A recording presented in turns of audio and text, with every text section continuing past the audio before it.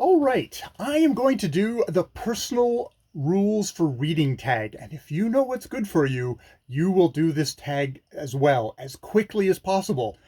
This is a tag that is created by MJ at this Reading This Life. It's inspired by a video that Michael K. Vaughan made, the ever dapper Michael K. Vaughan, where it was his personal rules for reading. And MJ took this video where, he says at the beginning, there are no rules for reading other than read. But, he gave his those were his personal rules. MJ very cunningly, I don't know, there's a dark and nefarious thing going on here, created an open source tag for this, where she starts off with 4 prompts and then tagged a bunch of people and said, each person who does this tag, does the questions, but because it's a personal reading tag, they add one question, one prompt to it, kind of stemming out of their own personal reading. What are their general guidelines, as a pirate once said. So that means that this tag has grown, and it has grown alarmingly quickly. I now count 18 prompts in this tag. Now, MJ says in the instructions of her tag, once you get to a 10 prompt mark, you can make that part 1. So this is part 1 of the personal reading tag. So that said, let's do these questions. Yes, and as I said, the first 4 are MJ sort of riffing off of what Michael K. Vaughan said. I will put a link down below, of course, to Michael K. Vaughan's original video and to MJ's video. And God knows all the other people who've done this tag and added their prompts to it. So, prompt number 1. Do you strive to read every day? If yes, do you do anything different or special to make time within your day? If no, why not? No, I don't strive.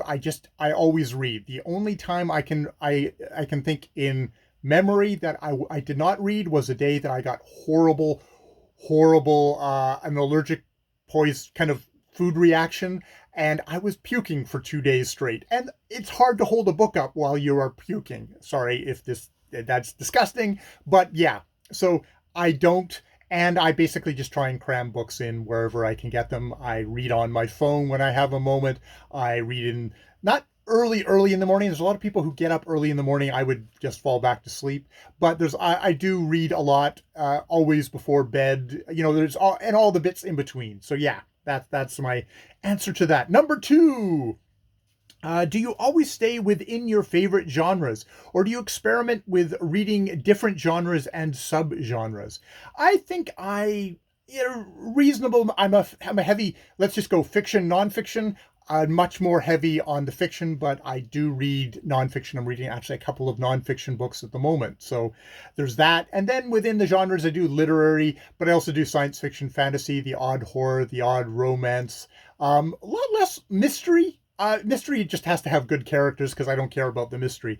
And, the many multiple others. I guess I'm eclectic, probably, but with a heavy leaning towards lit fic and the fantasy, probably. Number 3, do you DNF, do not finish? If yes, what was the last book that you DNF'd and the reasons why? And if your answer is no, then what drives you to finish the book?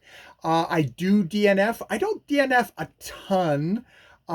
Just probably because I definitely kind of screen out stuff.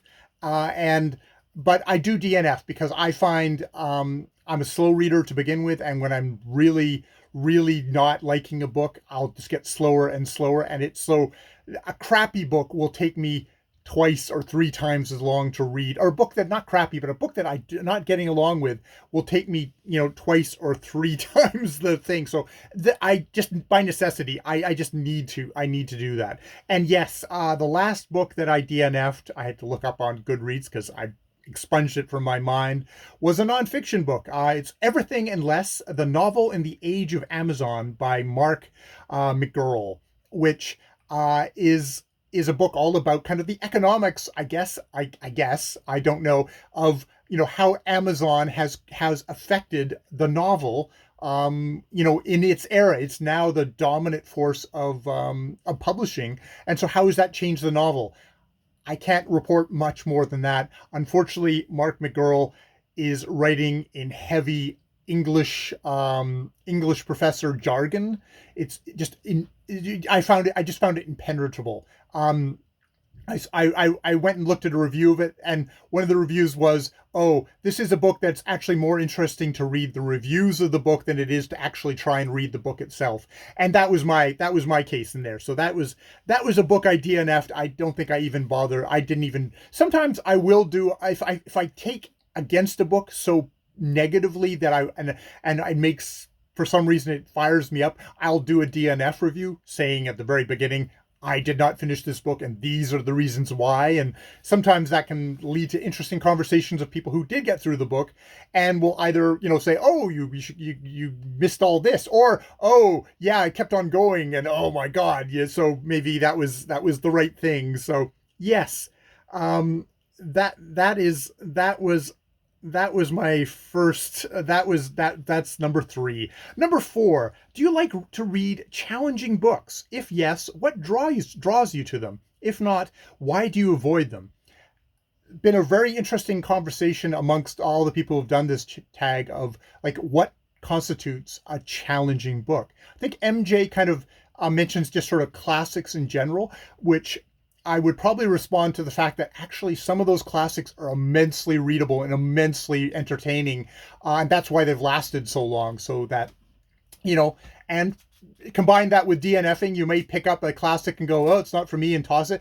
Keep going through classics until you find one like, "Wow, this is fun. This is cool." Because there are, I mean, I guess take that with a grain of salt. I am a complete geek, and I like reading Trollope and crap like that. So I've got a certain viewpoint on stuff. But yeah, so there's that kind of idea of challenging. I think there's challenging of subject matter. I know there's some booktubers who are really into very confronting, dark books, and because I'm such a slow reader, some of those books I kind of hesitate reading, just because I know I'm going to be spending, like, I could spend easily a month with one of these books in that super dark place. And you know there's a lot of times I don't have the mental fortitude for that, or it's not what I'm going for a book. There's books that are like, books on philosophy and stuff like that, which are challenging, which some of those have defeated me. I do like a challenge. I do like a book that kind of pushes back at me and makes me work.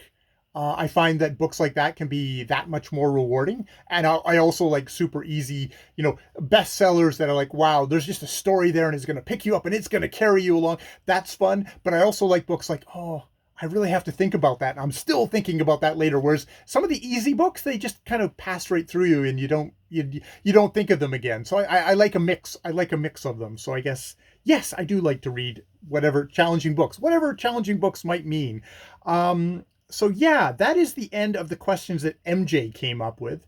And now we'll do the other six, and then I will stop, and then I'll do the next part of this tag in the next video. The next one is Greg at Another Bibliophile Reads, who asked, do you read books that have been banned by local authorities?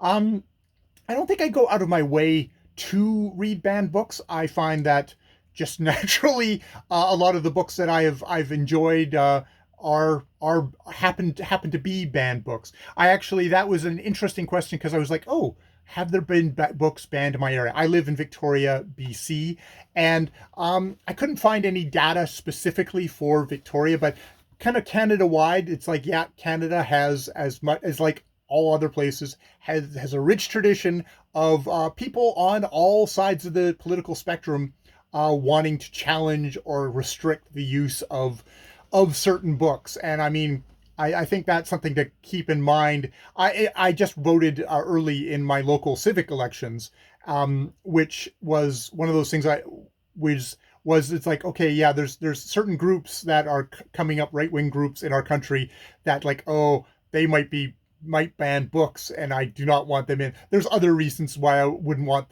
them in power as well. But when you look at kind of the history of book banning, it's like, well, both right and left can happily ban books. I'm very much for the case of that. People, including kids, should just sort of read what they read. I mean, that's the cool thing about books. You can often Parents are just so happy that you're reading, they don't actually question what you're reading, and you get to expose yourself to a whole bunch of different stuff. That I'm sure that's someone could come up with a quite horrific thing.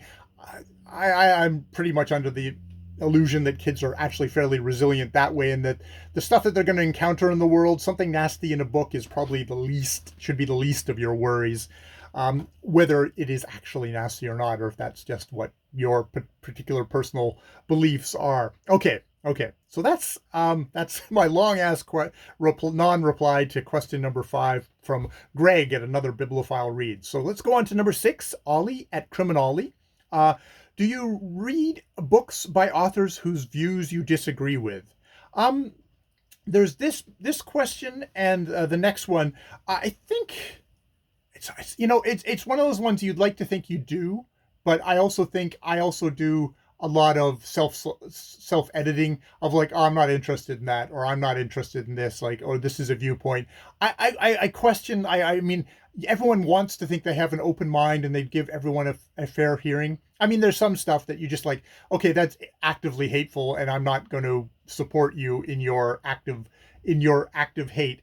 Now the thing is, I also read a lot of old books, and those old books have viewpoints that are definitely stuff that is not of our time, that are racist, sexist, homophobic. But they're books that I actually still they're still like, well, there can still be well written books and have all that bad stuff in it. In some ways, old books kind of contain our culture, and they contain the history of our culture, and they can contain stuff that is still, maybe circulating around, and I think that's valuable to still have. So I very much read that. I think I'm probably, when I get into the modern authors, that's probably more tough. It's like, I don't want to financially support people like that. I mean, it's one of those things. I'd like to think I was super open-minded. I don't know how open-minded I am. I don't know how open-minded other people are. And yeah. So it's a good question to ask yourself about your reading. Like, are you just simply reading inside your bubble? I have a suspicion that most people, including myself, are actually reading inside their bubble, no matter how much they want to protest that they're not. Yeah. Number 7, at Steve Donahue. Do you clear Steve Donahue? Yes, I got 2 from Steve here. Do you clear your mind of preconceptions and biases before you start a new book, or do you go in with axes to grind? So there's like axes, like, oh, I actively hate this author and I'm going in to trash them. No, if I hate this author, I'm not gonna read. I probably am not gonna read their book. If I hated their last book and I'm gonna hate this one. Steve is a book reviewer, so he does not have that option. But I, as a pleasure reader, I can just pick the people that, like, oh, I like their last book, I'll try this one. I'm very open. Or, oh, it's a new author. Oh, this sounds interesting. Cool. Now, do I clear my mind of preconceptions and biases? It's like, no. I think I carried those preconceptions and biases, and hopefully that coming into contact with a book and crashing with a book will hopefully maybe illuminate them for me. I think sometimes when I take against a book, or I say, like, I'm having trouble with this book, I try and make an effort to say, is this the book or is this me? Like, which one of us has got the issues here? And that's a part of why I read, is to kind of illuminate, hopefully to try and illuminate what's my problems, what are my bias and my preconceptions. I think that's the whole thing of, I'm not going in as a blank slate. I find that's, for me as a reader, that would be dishonest, because I know I carry this stuff and I can't just go, I'm gonna just kind of take a fair hearing. It's like, no, I know I'm coming from a certain viewpoint, and I'm gonna have to, and that's the joy of hitting the older books where it's from 100 or 200 or 300 years ago. It's like, no, I'm bringing my modern sensibilities to it. and wow, what does that activate in me? What bias of mine, what preconceptions of mine does that do? And you know, the biases and preconceptions that the author has poured into the book to make it such a rich book, because that's what it's recording, and it's that clash between us that makes the reading.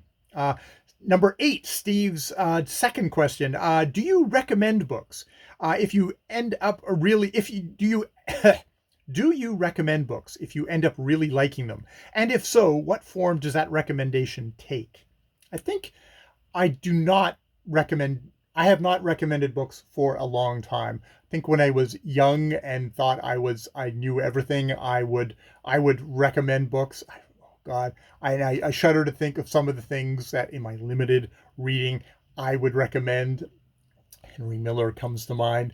Um, but I think nowadays I don't recommend books as so much as I like here on BookTube. I talk about books and I try and outline why I liked a book or why I disliked a book or what I thought was interesting in a book or what I thought really didn't work in a book. And that's either just a discussion or you can take that as a recommendation. If you feel like you jibe with what I'm saying, then I guess it's a recommendation. If you go, wow, that guy does, oh man, I like nothing of what he likes, then it's an anti-recommendation. And everything he hates, you should be reading right now, maybe. So yeah, so that's where I'm at probably with that. Steve, who is a great recommender of books, and you should definitely check out his channel for that very purpose. You will pick up a ton of books to read. Number 9, at Bill Ruttenberg. What was the last book you recommended? Was there a specific reason for that book? Do people come to you regularly for book recommendations? No, nobody comes to me for book recommendations. Actually, if I'm married to you, I may have recommended books to you. And I have. And probably my big success with Ja, my partner, is that I recommended the Scott Sigler Galactic Football League series to her, and specifically an audiobook, because she's gone through a long period where she's just not physically able to read. And Scott Sigler's Galactic Football League is super funny, super action packed, and Scott Sigler himself is a great performer of his books. This is the author giving you the voices in his head through his own voice, which is just so awesome, and would be a series that if you're into science fiction, if you're into sports, or you're into both, that would be my recommendation. Don't listen to me. Okay. And number 10, Bill Ruttenberg had one more. What book have you had the most success in recommending? I guess that would be the Galactic Football League, because I have a recommendation audience of one. And yeah, those books have gotten listened the heck out of by Ja. All right. I'm going to stop there because this has probably gone on way, way, way too long already. And there is 18 prompts at this point. At this point of recording, there is another 18 prompts in this thing. MJ, what have you done? You are going to destroy the internet. All the videos on the internet are going to be personal rules of reading, the personal rules of reading tag. You and Michael K. Vaughan will have a lot to answer for. All right. At the end of that video, I will add to this madness and put my prompt, unless somebody else steals it first. And yeah, and I will tag a bunch of people. But at the end of this video, you just get me saying, till next video. Bye for now.